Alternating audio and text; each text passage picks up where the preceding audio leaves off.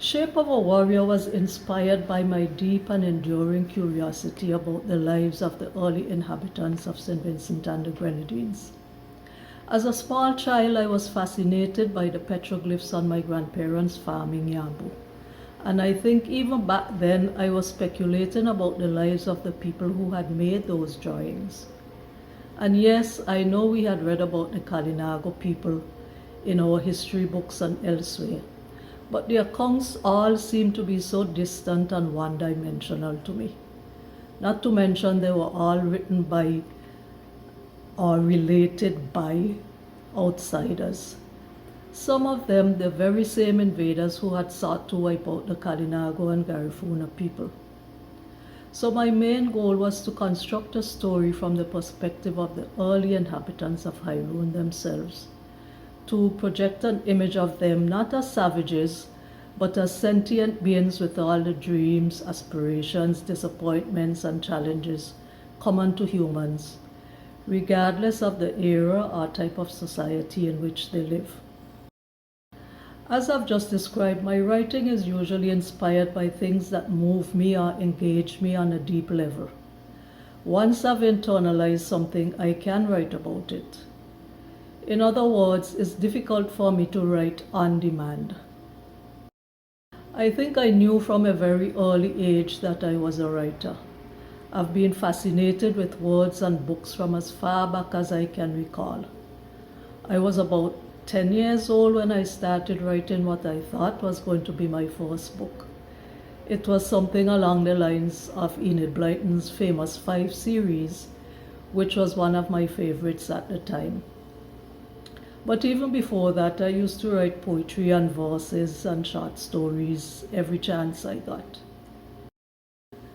I read so widely and voraciously, it's rather difficult for me to pinpoint a favorite writer or genre. And of course, one's tastes change over time. It would be easier for me to say what I do not like, which is the horror genre. And I've long outgrown the purely romance stories. Like I said, we go through phases in life, and my list of favorite writers has changed over time. However, many years ago as a teenager, I developed a liking for John Steinbeck's writing, and I do still love his books. I've also read practically everything I could find by Maya Angelou and Shay Keane, and I like the work of Toni Morrison, Alice Walker, and Audre Lorde. Growing up in the Caribbean, I like to read V.S. Naipaul, Darius Walcott, George Lamming, and other prominent writers in the region at that time. These days, I tend to go for books that I think are well written, rather than those that have a quote-unquote name brand. Amazon generally allows the download of a book sample, so I get to check out the quality of the writing and see whether the book holds my attention. The best book I've read in the past 12 months is The Tea-Girl of Hummingbird Lane by Lisa C.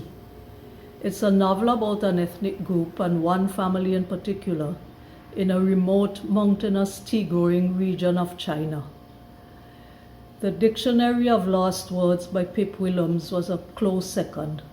It's a book about words, how they were recorded in dictionaries, and the basis on which some were considered more important than others.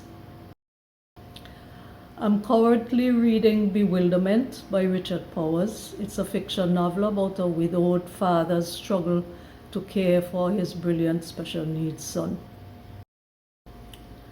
I'm not actually writing anything new at the moment. I've been very much focused on family matters over the past few months. But there are ideas running around in my head as always, and it's just a matter of time before I start writing again, whether it's poetry, fiction, or just my thoughts on various issues.